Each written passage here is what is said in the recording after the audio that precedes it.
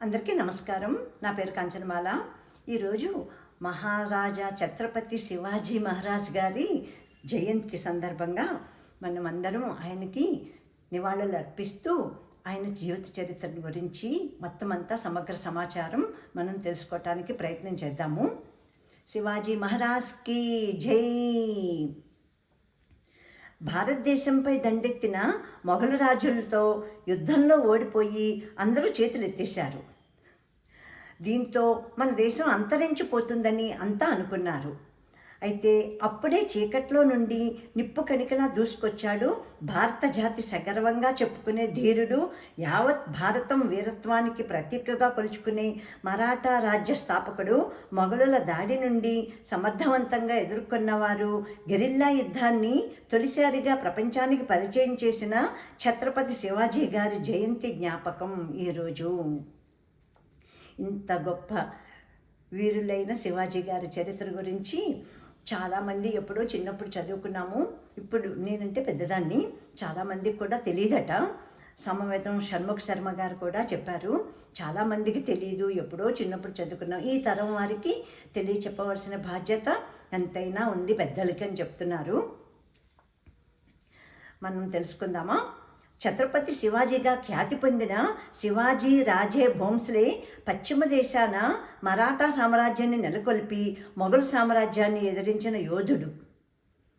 అంతటి గొప్ప యోధుడు అన్నమాట ఈయన. చరిత్రలో 2 పట్టాభిషేకాలు చేసుకున్న ఏకైక రాజు శివాజీ మహారాజు. బ్రాహ్మణుల ద్రోహం ఎలా జరిగిందోనూ చెప్తున్నట్టున్నారు. నేను కూడా మొదటిసారి చదువుతున్నాను. శివాజీ మహారాజు మొదటి పట్టాభిషేకం 1674 జూన్ 6న జరిగింది. తర్వాత రెండో పట్టాభిషేకం కొన్ని నెలల తర్వాత, అంటే 1674 సెప్టెంబర్ 24న జరిగింది. మహారాష్ట్రలోని బ్రాహ్మణులు శివాజీని రాజుగా అభిషేకించడాన్ని వ్యతిరేకించారు. అమ్మ బాబోయ్, ఇలా కూడా ఉంటుందన్నమాట. చాతుర్వర్ణ వ్యవస్థ ప్రకారం శివాజీ శూద్రుడు.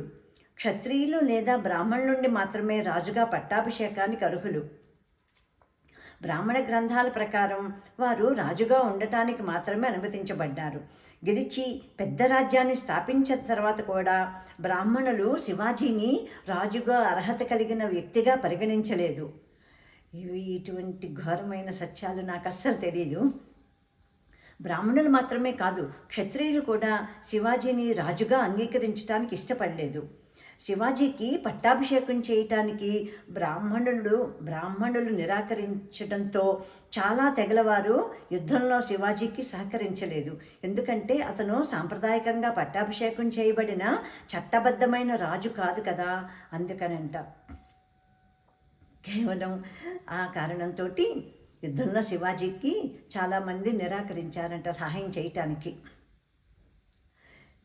సాంప్రదాయకంగా పట్టాభిషేకం చేయబడిన చట్టబద్ధమైన రాజు కాదు కదా, కాబట్టి శివాజీ 1674 జూన్ 6న పట్టాభిషేక వేడుకను నిర్వహించడానికి బెనారస్ నుండి వచ్చిన గంగాభట్ అనే బ్రాహ్మణుడికి 10 రెట్లు ఎక్కువ కానుకలు ఇచ్చి తీసుకురాబడ్డారు.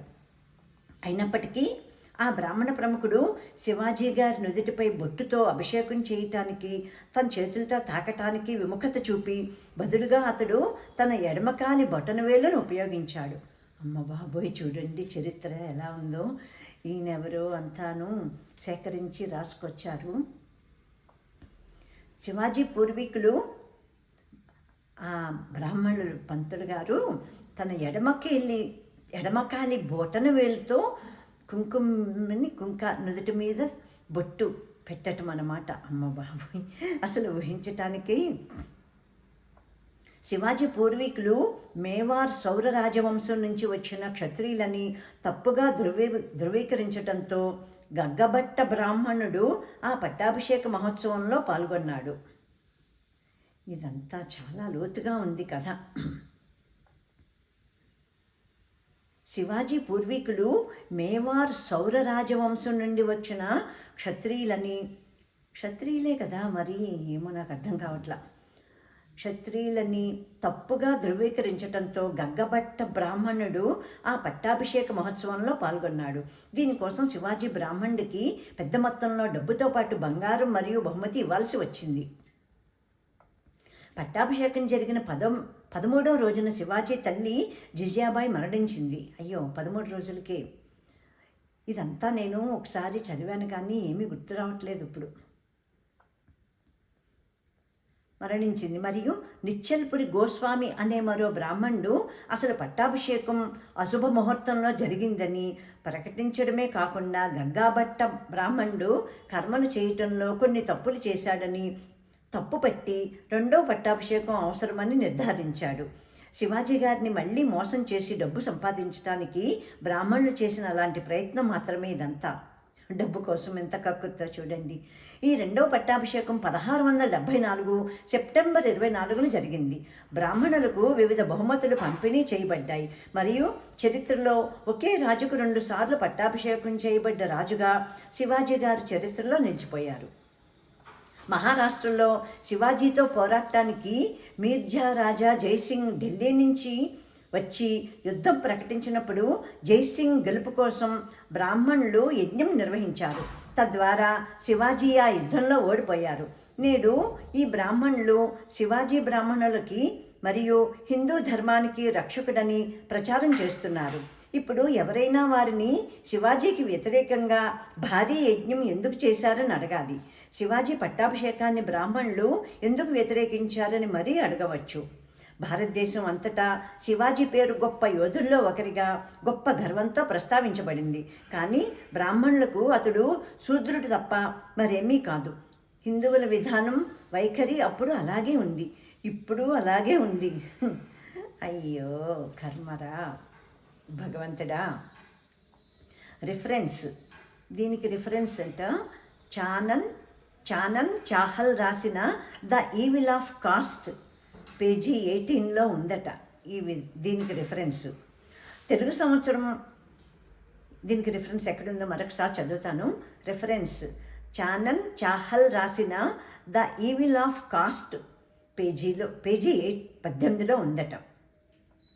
తెలుగు సంవత్సరం 1674 సంవత్సరం హిందూ నెల జ్యేష్ఠ శుద్ధ త్రయోదశి నాడు ఛత్రపతి శివాజీ పట్టాభిషేక వార్షికోత్సవం జరిగిన సందర్భంగా 74 వార్షికోత్సవం జరిగిన సందర్భంగా ఈనాడు హిందూ సామ్రాజ్య దివస్గా జరుపుకుంటారు.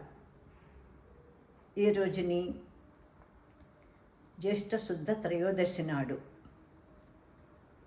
తెలుగు సంవత్సరం, తెలుగులో తిథుల లెక్కనమాట ఇది. జ్యేష్ఠమాసం అంటే జూను. హిందూ సామ్రాజ్య దివస్గా జరుపుకుంటారు. ఛత్రపతి శివాజీని మౌంటైన్ ఎలుక అని పిలుస్తారు. అలాగే గెరిల్లా యుద్ధ వ్యూహాలకు ఛత్రపతి శివాజీని గొప్ప యోధుడిగా కొలుస్తారు.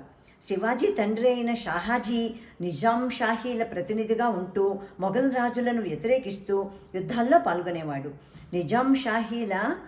నిజాం షాహీలపైన షాజహాన్ దండయాత్ర చేసినప్పుడు షాహాజీ సైనికులను బలోపేతం చేయడంలో కీలక పాత్ర వహించాడు.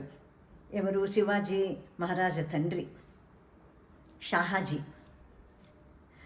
తన ఆదేశాలను ధిక్కరించినందుకు లఖూజీ జాదవ్ రావ్ అనే మరాఠా యోధుణ్ణి నిజాం షాహీ ప్రభువు హత్య చేయించాడు. ఇది నచ్చని షాహాజీ అంటే శివాజీ మహారాజ్ తండ్రి నిజాం షాహీ ప్రభుపైన తిరుగుబాటు బావుట ఎగరవేసి స్వతంత్ర మరాఠా సామ్రాజ్యానికి నాంది పలికాడు. ఆయన తండ్రి అప్పుడే శివాజీ శాలిశకం 1630 ఫిబ్రవరి 19వ సంవత్సరం వైశాఖ మాసపు శుక్లపక్ష తదినాడు పూణే జిల్లాలోని జున్నార్ పట్టణం దగ్గర శివనేరి కోటలో షాహాజీ జిజియాబాయి దంపతులకు జన్మించారు. అసలు శివాజీ జన్మ వృత్తాంతంతో మళ్ళీ ఇప్పుడు చెప్తున్నారన్నమాట కదా. 1630 ఫిబ్రవరి 19వ సంవత్సరం వైశాఖ మాసపు శుక్లపక్ష తదినాడు ఎవరు? శివాజీ మహారాజ్ జన్మించారు. ఎవరికి? జిజియాబాయి షాహాజీ దంపతులకి. వీరు మహారాష్ట్రలోని వ్యవసాయం చేసుకునే భోసలే కుటుంబానికి చెందినవారు. శివాజీ తల్లి జిజాబాయి యాదవ క్షత్రియ వంశమునకు చెందిన ఆడబడుచు. యాదవరాజులు అంటారు కదా, యాదవ క్షత్రియ వంశమునకు చెందిన ఆడపడుచు. దేవగిరి మరాఠా యాదవరాజుల వంశము. దేవగిరి మరాఠా యాదవరాజుల వంశము. శివాజీకి ముందు పుట్టిన అందరూ మృతి చెందగా ఆమె పూజించే దేవత అయిన శివై పార్వతీ పేరు శివాజీకి పెట్టింది. షాహాజీ నిజాములను ఓడించి గెలుచుకున్న ప్రాంతాల్లో సామ్రాజ్యాన్ని నెలకొల్పటానికి ప్రయత్నిస్తూ ఉండగా మొఘలులు ఆదిల్ షాతో కలిసి షాహాజీని ఓడించారు. ఆదిల్ షాతో సంధి ప్రకారం షాహాజీ ప్రస్తుత బెంగళూరు ప్రాంతాన్ని జాగీరుగా పొంది పూణే వదిలి వెళ్ళవలసి వచ్చింది. షాహాజీ పూణేలో తనకున్న జాగీర్ను వదులుకోవలసిన అవసరం లేకుండా ఒప్పందం కుదుర్చుకున్నాడు. ఇప్పుడు సామ్రాజ్య అంకురార్పణ గురించి. షాహాజీ పూణేలో తన జాగీరు వ్యవహారాలను తన భార్యకు అప్పగించి యువకుడైన శివాజీకి రాజనీతి వ్యవహారాలు నేర్పటానికి కొందరు ముఖ్య అనుచరులతో కలిసి ఒక విభాగాన్ని ఏర్పాటు చేసి తాను బెంగళూరు జాగీరుకు వెళ్ళాడు. శివాజీ తల్లి అతనికి పుట్టిన భూమిపైన ప్రజలపైన ప్రేమ కలుగునట్లు విద్యాబుద్ధులు నేర్పింది. చిన్నప్పటి నుంచి భారత రామాయణ బలిచక్రవర్తి యొక్క గాథలు చెప్పి వీర లక్షణాలు మొలకింపచేసింది. పరమత సహనం, స్త్రీల పట్ల గౌరవం తన తల్లి వద్దనే శివాజీ మహారాజు నేర్చుకున్నాడు. తన తండ్రి పొందిన పరాజయాలను క్షుణ్ణంగా అధ్యయనం చేసి అనతి కాలంలో శివాజీ యుద్ధ తంత్రాల్లో నిష్ణాతుడయ్యాడు. సకల విద్యలో తెలుసుకున్న శివాజీ మరాఠా సామ్రాజ్య స్థాపనే లక్ష్యంగా తన వ్యూహాలు మొదలుపెట్టాడు. సుల్తాన్లతో యుద్ధాలు.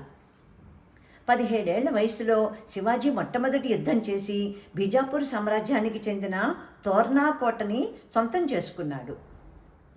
మరో 3 ఏళ్లలో కొండన, రాజగఢ్ కోటలను సొంతం చేసుకుని పూణే ప్రాంతాన్నంతా తన స్వాధీనంలోకి తెచ్చుకున్నాడు. మొదట 17 ఏళ్ల వయసులోని, తర్వాత మరో 3 ఏళ్లలో అంటే 20 ఏళ్ల వయసులోని ఇన్ని స్వాధీనంలోకి తెచ్చుకున్నాడు.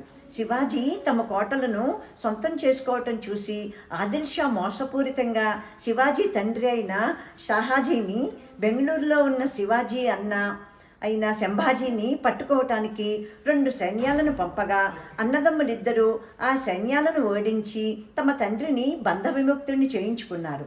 అప్పుడు ఆదిల్ షా యుద్ధ భయంకరుడిగా పేరు పొందిన ఆఫ్ఘన్ ఖాన్ను శివాజీపైకి యుద్ధానికి పంపించాడు. 1 ప్రతాప్గఢ్ యుద్ధం, 2 కొల్హాపూర్ యుద్ధం, 3 పవన్ ఖిండ్ యుద్ధం మొదలైనవి చేశాడు. మొఘలులతో యుద్ధాలు ఇవన్నీ ఈ 3 తర్వాత మొదటిది ఏంటంటే ప్రతాప్గఢ్ యుద్ధం, 2వది కొల్హాపూర్ యుద్ధం, 3వది పవన్ ఖిండ్ యుద్ధం మొదలైనవి. తర్వాత మొఘలాయులతో యుద్ధాలట. 1 షైస్తా ఖాన్తో యుద్ధం, 2 సూరత్ యుద్ధం, 3 సింహగఢ్ యుద్ధం. ఆ తర్వాత 1666లో దీనికి టైటిల్ ఏం పెట్టారంటే ఆగ్రా కుట్ర జరిగిందట. 1666లో ఔరంగజేబు తన 50వ పుట్టినరోజు సందర్భంగా శివాజీని, అతని 6 ఏళ్ల కొడుకు సంభాజీని ఆగ్రాకు ఆహ్వానించాడు. సభలో శివాజీని సైనికాధికారులకు వెనక నిలబెట్టి అవమానపరిచాడు. సైనికాధికారులందరికన్నా వెనకాల నిలబెట్టి అవమానపరిచాడంట. ఎవరు? ఔరంగజేబు. ఇదంతా ఎప్పుడు జరిగింది? 1666లో. ఇది సహించలేని శివాజీ బయటకు వెళ్తుండగా భటులు చుట్టుముట్టి శివాజీ ఉంటున్న అతిథి గృహాన్ని తీసుకెళ్ళి అక్కడే బందీ చేసేశారు. అలాంటి బాధలు పడి అవమానాలు పడి ఉన్నారన్నమాట ఇటువంటి మహానుభావులు. ఔరంగజేబు మొదట శివాజీని చంపాలనుకున్నా దానివల్ల మరాఠాలు ఒక్కసారిగా చెలరేగిపోతారని తెలుసుకుని శివాజీని బందీగా ఉంచాలని నిశ్చయించుకున్నాడు తన కొడుకుతో సహా. తన కొడుకుతో బందీగా ఉన్న శివాజీ ఎలాగైనా తప్పించుకోవాలని ప్రయత్నించసాగాడు. ప్రతిరోజు తాను కోరి సమకూర్చిన పళ్లను ఆగ్రాలోని సాధువులకు, గుడులకు, ఫకీర్లకు పంపించేలా అనుమతి తీసుకున్నాడు. కొన్ని నెలల పాటు పళ్ళ బుట్టలు పంపించిన తర్వాత తాను పని మనిషిగా మారువేషం వేసుకుని కొడుకుని బుట్టలో పెట్టుకుని తప్పించుకున్నాడు. ఇంత డీప్గా ఈ కథ రాసిన వారి పేరు ఎక్కడుందో చూడాలి, చదువుతాను. ఎంత సమగ్రంగా సమాచారం సేకరించారోను నేను ఎప్పుడూ అసలు వినలేదు, చదవలేదు. మారువేషం వేసుకున్నట్ట కొడుకుని బుట్టలో పెట్టుకుని తప్పించుకున్నాడు. శివాజీ, సంభాజీ ఇద్దరూ పళ్ళబుట్టల్లో దాక్కుని తప్పించుకున్నారని ఒక వాదన. తప్పించుకున్న తర్వాత శివాజీ రాయ్ఘర్ చేరుకున్నాడు. ఆ తర్వాత 2 సంవత్సరాల వరకు శివాజీ మొఘలులపై ఎటువంటి సైనిక చర్యకు దిక్కుండా పురంధర్ సంధికి కట్టుబడి ఉన్నాడు. మువాజం అనే దక్కన్ రాష్ట్ర పాలకుడి సలహా మేరకు ఔరంగజేబు శివాజీని రాజుగా గుర్తించాడు.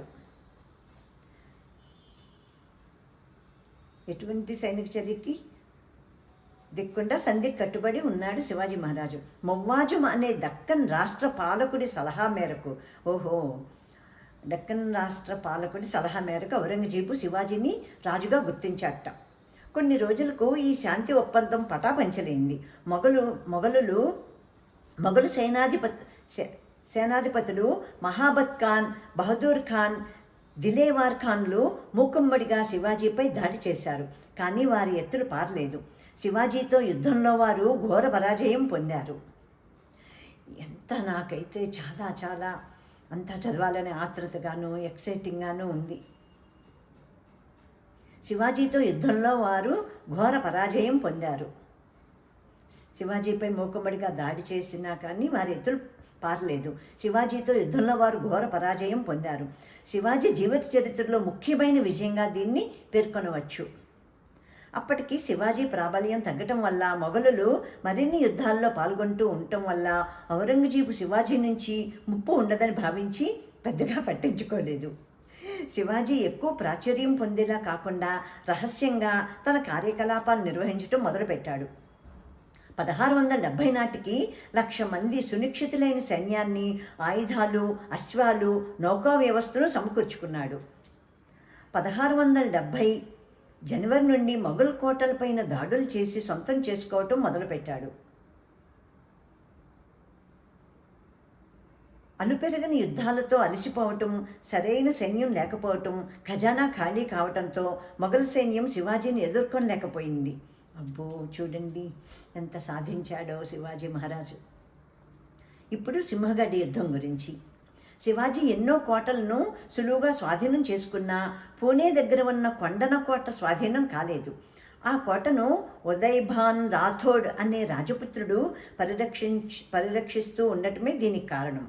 దుర్భేద్యమైన ఆ కోట చుట్టూ ఎప్పుడూ సైనికులు పహరా కాస్తూ ఉండటంతో శివాజీ తన దగ్గర అత్యంత గొప్ప సైనికాధికారిగా పేరు తెచ్చుకున్న తానాజీ మనుసారేకి ఆ కోట స్వాధీనం చేసుకోమని బాధ్యత అప్పగించాడు.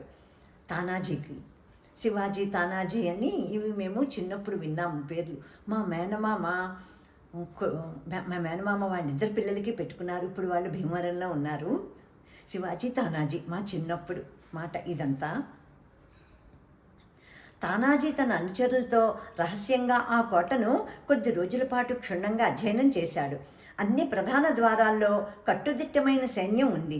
చివరగా కోటకు ఒకవైపు ఉన్న ఒక కొండ తానాజీని ఆకర్షించింది. ఆ కొండ చాలా ఏటవాలుగా ఉండటంతో సైన్యం ఆ కొండ ఎక్కడం అసాధ్యం.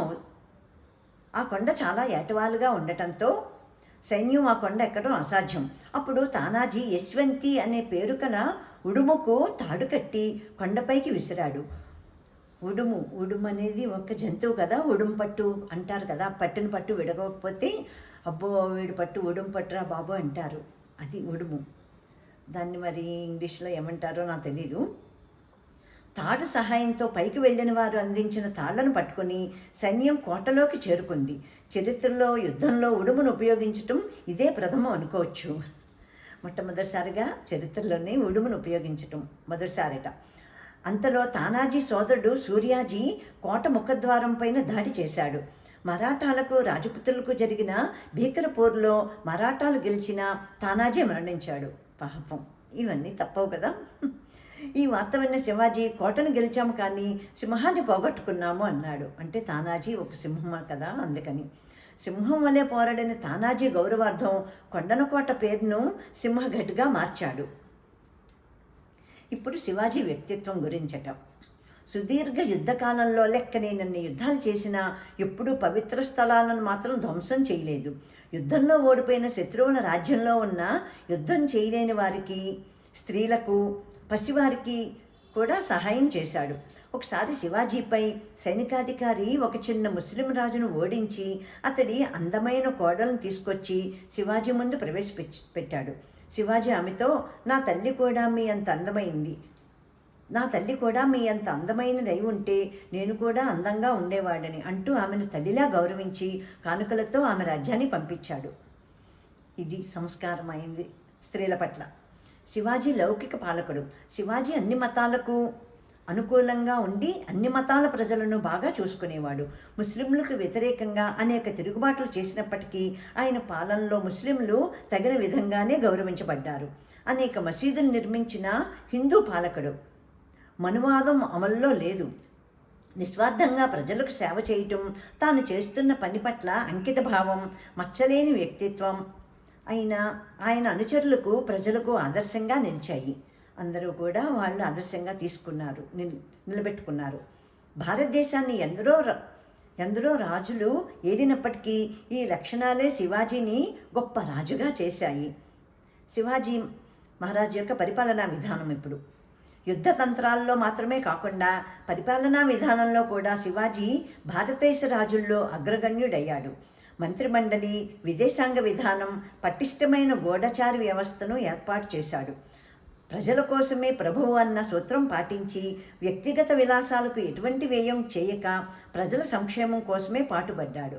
ఎంత గొప్ప మహారాజు చూడండి శివాజీ మహారాజు. ఇప్పుడు ఆయన సైన్యం గురించి. మరాఠా సామ్రాజ్యం ముగిసే వరకు శివాజీ ఏర్పాటు చేసిన సైనిక వ్యవస్థ నిలిచి ఉండేది. పటిష్టమైన నౌకాదళాన్ని, అశ్విక దళాన్ని ఏర్పాటు చేశాడు.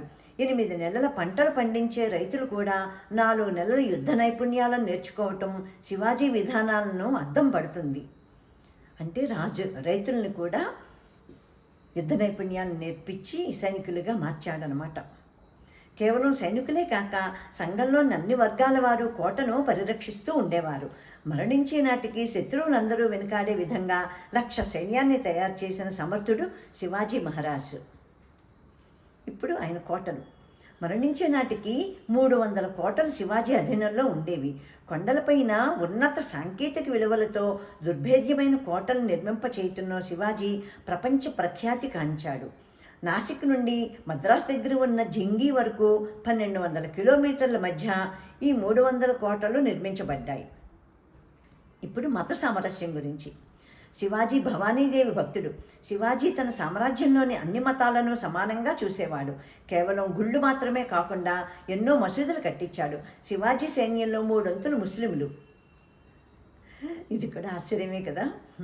ఎందరో ముస్లింలు ఉన్నత పదవులు నిర్వహించారు. హైదర్ అలీ ఆయుధాల విభాగానికి, ఇబ్రహీం ఖాన్ను నావికా దళానికి, సిద్ది ఇబ్రహీం మందుగుండు విభాగానికి అధ్యక్షులుగా బాధ్యతను నిర్వహించారు. శివాజీకి సర్వ సైన్యాధ్యక్షులు దౌలత్ ఖాన్, సిద్దిక్ అని 2 ముస్లింలు. చూడండి, శివాజీ అంగరక్షకుల్లో అతి ముఖ్యుడు. ఆగ్రా నుంచి శివాజీ తప్పించుకోవటానికి సహాయపడిన వ్యక్తి మదానీ మొహర్ కూడా ముస్లిమే. మదానీ మొహర్ ముస్లిమే. చూడండి, చాలా ఆశ్చర్యంగా ఉంది కదా. ఇప్పుడు శివాజీ మహారాజు చివరి దశ ఎట్లా గడిచింది అన్నది మనం తెలుసుకుందాం.